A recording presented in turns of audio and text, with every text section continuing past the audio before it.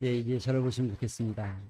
여러분, 이런 질문 해보고 싶습니다. 여러분 삶 가운데 나의 삶은 점점, 그 다음에 뒤에 뭘 붙이고 싶으십니까?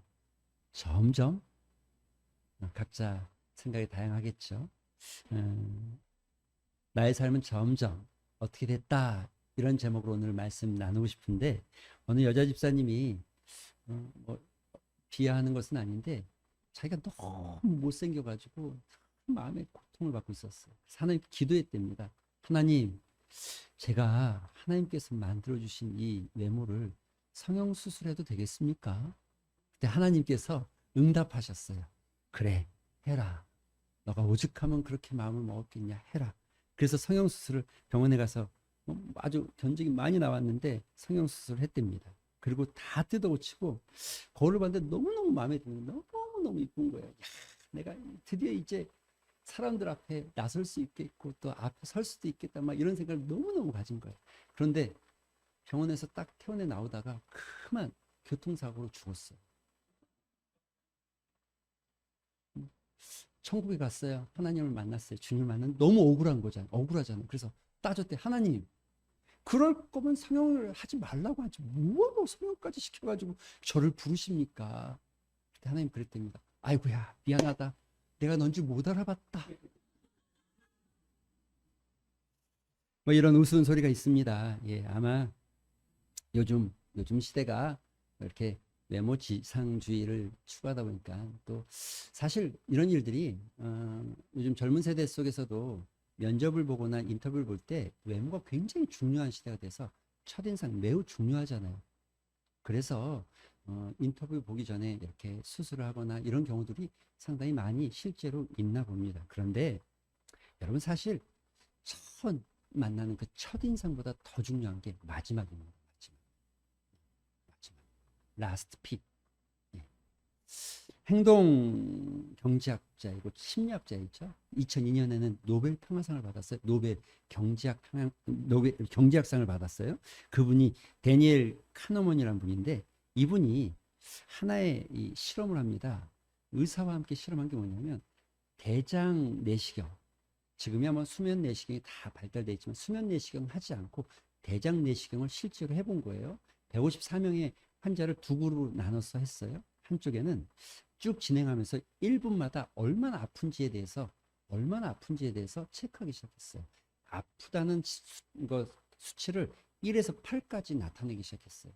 그래서 1분마다 체크했는데 가장 아픈 순간이 딱 왔을 때 A그룹과 B그룹 둘 다 동일하게 너무너무 아프다. 그래서 8이라는 숫자를 둘 다 표시를 했어요. 그런데 신기한 건 이겁니다. 마지막, 마지막.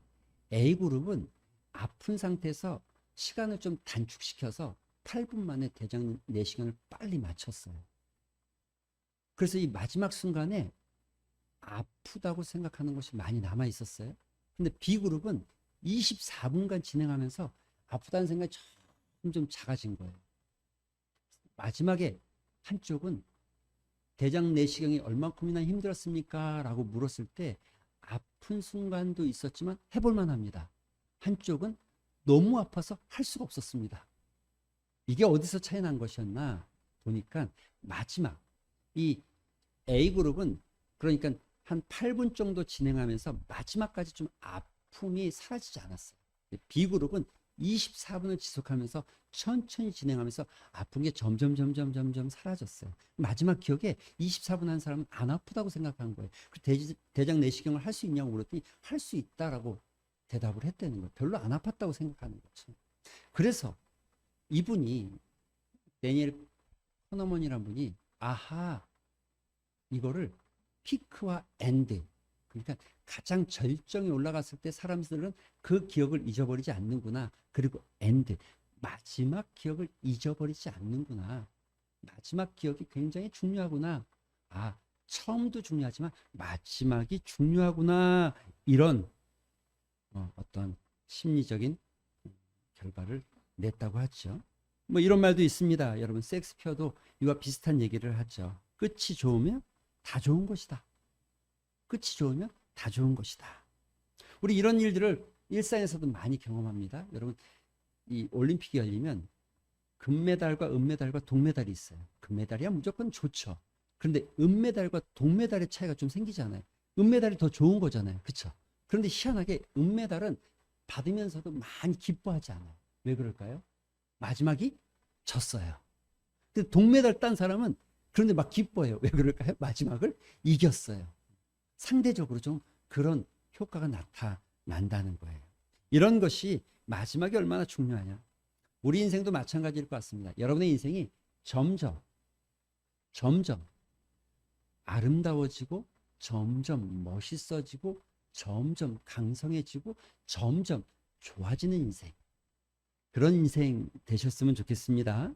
어제보다 오늘이 좋고 오늘보다 내일이 더 좋고 이번 달보다는 다음 달이 더 좋고 내년은 더 좋아지는 인생. 할렐루야. 이걸 아멘이 이렇게 작아요 이게? 할렐루야. 여러분 그렇게 되기를 소망합니다. 그런데 여러분 거꾸로 되면 정말 힘든 거예요. 점점 힘들어지고 점점 어려워지고 점점 고달파지고 점점 근심이 늘어가고. 여러분 이런 인생 되면 사는 것이 얼마나 고달프고 힘듭니까? 차라리 죽고 싶다 그런 생각이 들 정도겠죠. 성공하는 사람들도 오늘보다는 내일이 조금씩 신압으로 나아지고 좋아지는 인생이 되어질 때 결국 성공이라는 말을 갖는 거죠. 성경에 보면 다윗과 사울이 이 두 집안을 이야기하면서 사무엘하 3장에는 이런 표현을 써요. 사울의 집과 다윗의 집 사이에 전쟁이 오래매 다윗은 점점 강성하여졌다. 그런데 사울은 점점 약하여져 갔다. 점점 힘을 잃어갔다. 그러니 사울과 사울의 집안이 얼마나 여러분 불행한 집안이 되었겠습니까? 왜 그랬을까요? 왜 그런 일이 일어났을까요? 왜 다윗의 집은 점점 강해지고 사울의 집은 점점 약해진 것일까요? 그냥 어쩌다가 아무 이유 없이 그렇게 된 것은 아닙니다. 여기엔 중요한 이유가 있습니다. 비결이 있습니다. 여긴 뭐 체력이 강했기 때문에, 여긴 뭐 많이 배웠기 때문에, 여긴 뭐 돈이 많았기 때문에 점점 좋아졌다는 것이 아니라 여기 점점 좋아지고 점점 멋있어지고 점점 아름다워진 데는 비결이 있었습니다. 오늘 여러분이 읽은 본문 이 사무엘하 5장은 드디어 다윗이 왕이 되기 시작합니다. 헤브론, 유다 지파 헤브론에서 왕으로 추앙받습니다. 아직은 북쪽을 다 점령한 건 아닙니다. 그러나 그쪽에서 왕이 돼서 7년을 다스리고 나머지 위쪽에서 33년을 다스리고 40년간 다스리는 왕이 되어졌죠. 왕이 되어져 가는 과정입니다. 그런데 이 왕이 되어진 이 표현을 오늘 본문에 보니까 10절에 이렇게 표현하죠. 만군의 하나님 여호와께서 함께 하시니 다윗이 점점 강성하여 갔다. 점점 강성해졌다. 만군의 여호와께서 함께 하셔서 다윗은 점점 강성해 갔다는 거예요. 그런데 여러분 이제 화제를 좀 바꿔보겠습니다. 여러분 우리가 자주 쓰는 말 중에 이런 말 있죠. 형통하세요. 형통을 아십니까? 형통 잘 모르십니까? 예. 뭐 앞에다 이런 단어를 많이 붙여요. 만사, 형통. 모든 일이 다 잘 되는 거. 모든 일이 내 뜻대로 되어진 거. 모든 일이 잘 되었을 때 우린 만사, 형통. 심지어 이런 것들을 대문이나 또는 뭐 가운처럼 써서 벽에 붙여놓기도 하고 또 어때요? 여러분 뭐 노트에다 이렇게 적어놓고 보면서 즐거워하는 분들도 있습니다. 만사, 형통. 누구나 다 누리고 싶죠? 그래서 인사할 때도 여러분 형통하세요. 만사 형통하세요 하면 막 좋아서 사람들이 다 좋아하죠. 그런데 여러분 형통하다는 의미가 뭘까요? 우리는 모든 것이 잘 됐다 이렇게 표현하지만 성경은 조금 다르게 표현하죠. 여러분 창세기 39장을 생각해 보시겠습니까? 이 창세기 39장은 요셉에 대한 이야기입니다. 요셉이 형들이 요셉을 죽이려다 말고 팔아서 애굽이라는 곳에 노예로 끌려갔습니다. 그리고 보디발의 집에 거하게 되었어요. 그때 2절에 보니까 3절에 보니까 이런 표현이 있어요. 2절에 보니까 창세기 39장 2절에 여호와께서 요셉과 함께 하심으로 형통한 자가 되었다. 여러분 언제? 어떨 때? 여호와께서 요셉과 함께 하시기 시작할 때 형통해졌다는 거예요. 3절에도 이렇게 표현합니다. 그 주인 여호와께서 그와 함께 하심을 보며 또 여호와께서 그의 범사에 형통케 하심을 보았다. 우린 막연하게 그냥 형통하다 그러면 모든 것이 다 술술 풀려졌다 이렇게 착각하고 생각하는 건데, 그런 것이 아니라 형통이라는 것은 바로 여호와께서 함께 하심이라는 의미를 가지고 있는 겁니다.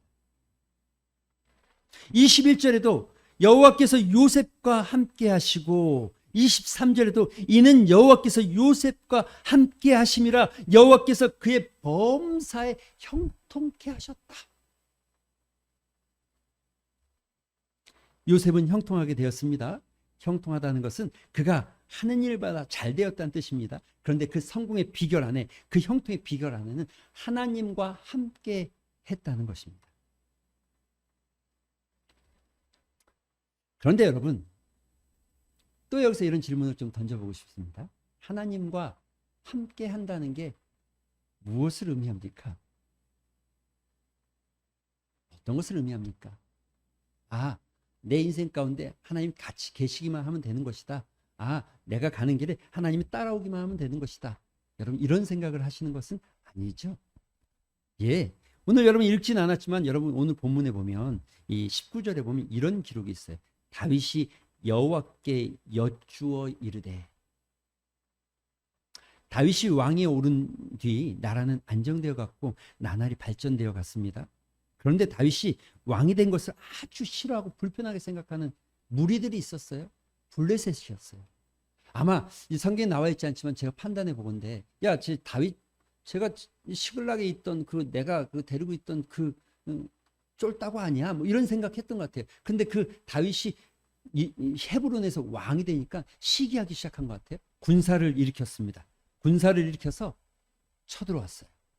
그리고 르비딤 골짜기는 유다 지파와 베냐민 지파 사이에 있는 골짜기입니다. 그러니까 이미 그들이 이스라엘 땅에 들어와서 장악하기 시작했어요. 그것에 가득했다는 게 현대 성경에 보면 장악했다 이런 표현이거든요. 장악하기 시작했어요. 그래서 다윗이 그들과 전쟁하기 위해서 나가려고 합니다. 그런데 나가기 전에 기도한 거죠. 뭐라고요? 이렇게 물은 거죠. 19절. 다윗이 여호와께 여쭈어 이르되 내가 블레셋 사람에게로 올라가리까? 여호와께서 그들에게 내 손을 넘기시겠나이까? 다른 말로 하면 하나님, 전쟁할까요? 싸워서 이길 수 있을까요? 싸울까요 말까요? 이렇게 묻고 있다는 거죠. 여호와께 여쭈었다. 우리가 삶에 지혜가 참 부족하다는 생각을 할 때가 참 많습니다. 왜냐하면 여러분이나 저나 우리 모두 인간은 다 앞날이라는 걸 내다볼 수 없잖아요. 사실 한 치 앞도 모르는 게 인생이라는 것에 여러분 모두가 다 동의하고 모든 사람들이 다 아는 진리죠. 하다못해 여러분 지금 우리가 내려가다가 이 앞에서 어떤 사고가 일어날지 우리 인생에 장담할 수 있습니까? 그것이 인간이 가지고 있는 한계이고 그것이 인간이 가지고 있는 연약함이겠죠. 살다 보면 우리가 이런 연약함을 부딪히고 참 우리의 인생이 우리 뜻대로 안 된다. 아무리 공부를 많이 하고 또 아무리 전문가를 찾아가서 우리가 우리의 앞날에 대해서 생각하고 준비한다고 해도 우리의 뜻대로 안 되는 거죠. 그래서 많은 사람들이 고민합니다. 자기의 앞날에 대해서 어떻게 하면 알 수 있을까 고민하고 사람을 찾아가고 어떤 얘기 물어보기도 하고 또는 공부를 많이 한 사람에게 물어보기도 하고 또는 무슨 인생에 성공한 사람을 찾아가서 자기 앞날을 물어보기도 하죠. 그리고 심지어 어떤 사람들은요, 무당에게 가기도 하고 또 어떤 사람은요, 점쟁이에게 가더라고요. 저는 사실 이런 생각했어요. 점쟁이를 찾아다니는 사람은 굉장히 조금 무당을 굿하는 사람은 굉장히 솔직히 말해서 굉장히 조금 좀 못 배운 사람. 그 조금 뭐랄까 좀 문명적 혜택을 못 보는 미개인 정도 되는 이런 표현은 좀 그렇지만 저는 좀 그런 마음을 가졌던 것 같아요. 그런데 여러분 제가 가끔 이렇게 신문을 보거나 가끔 이렇게 뉴스를 보거나 이런 데를 보면 정치인들도, 여러분 정치인이 누구예요? 그래도 우리나라를 이끌어간 리더 아닙니까? 정치인들도 무당에게 찾아가기도 하고 점집에 찾아가기도 하고, 여러분 회사를 이끄는 경영자들도 엄청 큰 대기업 같은 그들도 무당을 찾아가더라니까요. 점집을 찾아가서 마치 무슨 1년의 토종 비교를 보고, 왜 그럽니까? 앞날을 모른다는 거예요. 앞날이 어떻게 될지 모르니까 너무 궁금하고, 내가 어떻게 사는 게 좋을지 모르니까, 내가 어떻게 살아야 될까 이런 고민들을 가지고 있으니까, 내가 어떻게 해야 될까에 대한 고민을 가지고 있으니까 찾아가는 거예요. 무당도 찾고 점집도 찾고. 혹시 모르죠? 우리 가운데도 과거에 그런 데를 좀 찾아다니신 분들이 있습니다. 저는 뭐 모태신앙이니까 한 번도 점집을 가본 적은 없습니다. 무당 굿하는 것은 본 적이 있습니다. 근데 야, 무섭긴 하더라고요. 굉장히 화려하고 굉장히 막 섬뜩섬뜩한 느낌이 있더라고요. 그런데 여러분, 무당이 점집을 가면 여러분 인생에 대해서 알 수 있습니까? 그래서 여러분 미래에 대해서 다 알게 돼 있습니까? 그래서 여러분 우리가 궁금한 것들이 다 해결되어지고 모든 것들을 알게 되어졌습니까? 과연 그들이 우리 인생을 진짜 압니까? 우리의 미래를 진짜 압니까? 그들에게 그럴 만한 힘이 있습니까? 여러분, 다윗은 하나님께 여쭈었다. 하나님께 여쭈었다. 자기 인생. 여러분, 뻔한 싸움인 것 같아 보이지만, 그러나 하나님께 여쭈었다는 거예요. 그런데 여러분, 다윗이 고백하는 하나님 어떤 하나님이었냐? 10절에 보면 이렇게 표현되어 있죠. 뭐라고요? 만군의 하나님, 만군의 하나님 여호와께서, 만군의 하나님께서, 여러분 이 말씀 앞에 동의하십니까? 하나님이 누구라고요? 만군의 하나님. 만군이라고 그러니까 조금 덜 와닿는 것 같죠? 표준 세번역 같은 데 보면 전능하신 하나님 이렇게 돼 있어요. 전능하신 하나님. 다른 말로 표현하면 우리의 인생에 대해서 정확하게 알고 계시고 우리의 앞날을 정확하게 아시는 분. 누구에게요? 누구에게 물어야 합니까?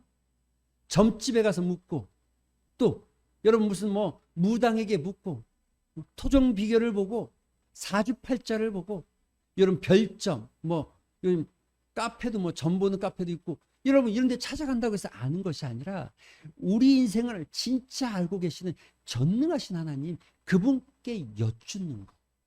할렐루야. 여러분 하나님이 함께 계신다는 게 어떤 의미입니까?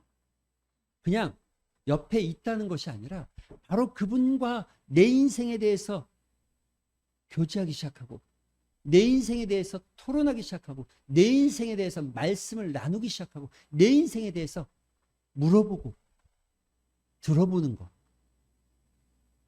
여러분 오늘 본문 여러분 읽진 않았지만 이스라엘 백성들이 쳐들어갑니다. 그래서 전쟁에서 승리하기 시작합니다. 이기기 시작합니다. 그런데 여러분 25장 마지막 절에 가보면 23절, 다윗이 여호와께 여쭈니 이르시되 올라가지 말고 그들 뒤로 돌아가서 뽕나무 숲을 맞은편에서 그들을 기습하여라. 여러분 이게 지금 전쟁이 시작했는데 르비딤에 모여있을 때 하나님께서 가서 싸워라, 이건 정면 승부 같은 이야기를 한 거예요. 그런데 지금 그 싸움의 끝에 가서는 뒤로 가서 조용히 숨어있다 기습해라 이렇게 말하는 거죠. 앞에 거와 뒤에 게 너무너무 좀 차이가 나는 것 같아요. 방법적 차이가 있는 것 같아요. 그런데 하나님은 다윗에게 이렇게 요구하시는 것 같아요. 그런데 제가 생각할 때 제가 이 말씀을 묵상하면서 깨닫는 건, 과연 기습 작전을 펼친 것, 아니면 정면 승부를 한 것, 어떤 것이 아니 그것이 좋은 작전, 다윗이 그 작전을 몰라서 하나님께 물었을까? 또 하나님이 그와 같은 작전을 알려주는 것이 좋은 것인가? 저는 이런 생각을 가져봤어요. 말씀을 묵상하면서 깨달은 진리는, 하나님이 지금 다윗에게 처음에는 이렇게 하라고 그러고 나중에는 이렇게 하라고 하시는 것은 단 한 가지. 뭘까요? 너가 내 말을 듣는지 안 듣는지. 여러분, 이렇게 해도 하나님이 함께 하시면 이기고 저렇게 해도 하나님이 함께 하시면 이기는 것 아닙니까? 이런들 저런들 하나님이 함께 하시기만 한다면 반드시 승리는 보장되어 있는 것 아닙니까? 다만 하나님께서 궁금하신 거죠. 다윗이 내 말대로 하는지 안 하는지. 오히려 적들이 많이 모여있을 땐 정면 승부하라고 하고 그들이 도망가기 시작할 땐 뒤로 가서 기습하라고 하는 것은 뭔가 조금 작전상 미스 같아 보이는 느낌이 오히려 들지 않습니까? 그러나 하나님은 다윗에게 그렇게 명령하고 있는 거죠. 그렇게 하라고 말씀하고 있는 거죠.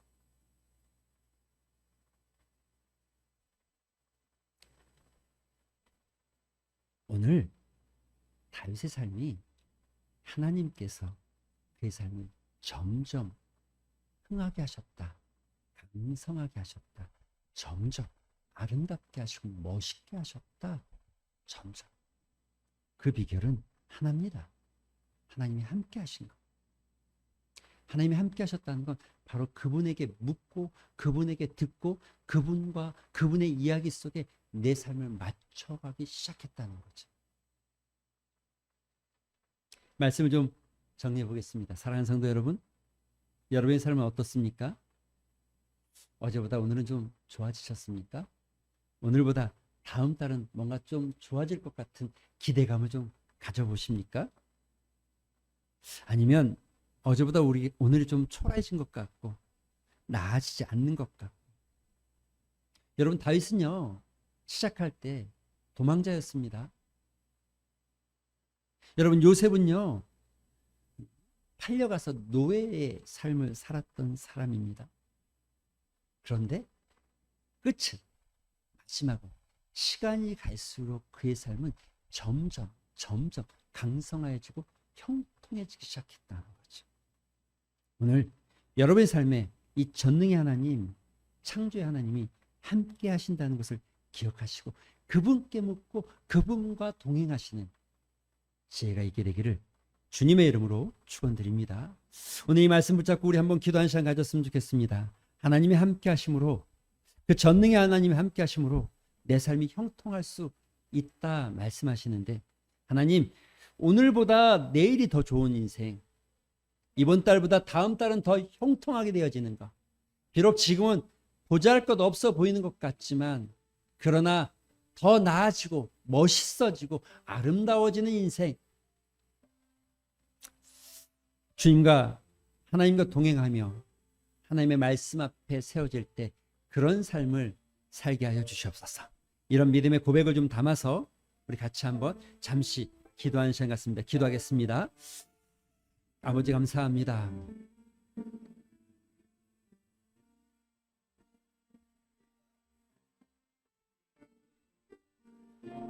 주께서 우리를 오늘도 불러주신 것 감사합니다.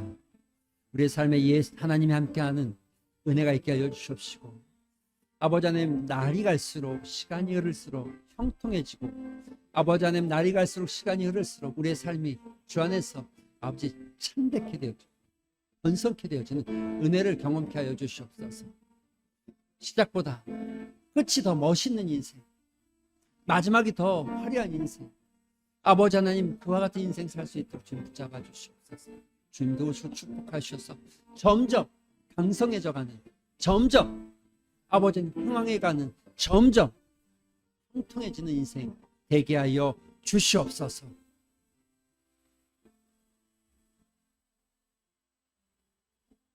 하나님, 시작보다 끝이 더 화려한 인생, 끝이 더 멋있는 삶, 마지막이 더 하나님 아름다운 인생